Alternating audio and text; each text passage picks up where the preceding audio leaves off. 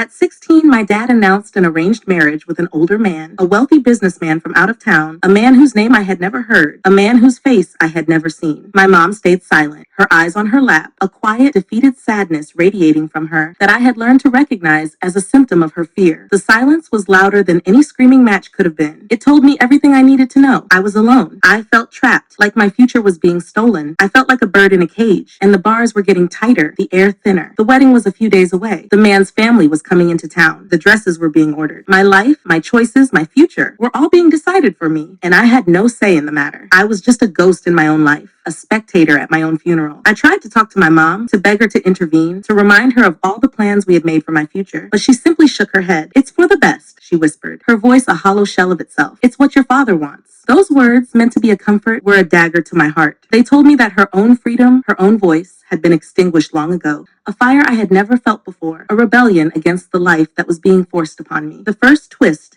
came in the form of a quiet, desperate plea to the one person I thought I could trust outside of my family. My best friend, Sarah. I sat on her bed, a girl who knew nothing but freedom, and I told her everything. Her eyes widened, a look of sheer disbelief on her face. She didn't hesitate. She told me to go to the police, to go to CPS, a frantic drum against my ribs. Was I a coward if I didn't run? Was I a monster if I did? The guilt of betraying my family warred with the primal need to save myself. It was a moral and emotional conflict so intense it made me feel sick. A turmoil so deep it felt like it would tear me apart from the inside out. But the silence from my mother, the cold, vacant look in my father's eyes, reminded me that my family had already betrayed me. The lie had already been exposed. The only question was whether I had the courage to tell the truth. The wedding preparations had begun. I was being fitted for a dress, a beautiful white gown that felt like a costume for my own funeral. The guests were being invited. The secrecy was a suffocating blanket that made me feel more and more isolated. Then, one night, I overheard my dad talking on the phone in his study, a door that was always closed, always locked to me. His voice was low and hushed, but I could make out the words. He was talking about money, a dowry, a payment, a financial transaction. He wasn't just arranging a marriage. The man was a wealthy businessman, and my father, whose pride was his most prized possession, was trading me for financial security, for a promise of a future that had nothing to do with my happiness and everything to do with his own. That was the final betrayal. It wasn't a matter of tradition or honor anymore. It was about a price tag. It was about a girl who had been reduced to an asset, a pawn in a game of power and money. My fear was replaced by a cold, burning rage. The last shred of love I had for my father was extinguished in that moment. The thought of walking down the aisle, of being handed over like a sack of grain, was unbearable. The rage was a fire that consumed all my fear and all my doubt. It was the only thing I had left. The climax came in the dark of night, the night before the wedding.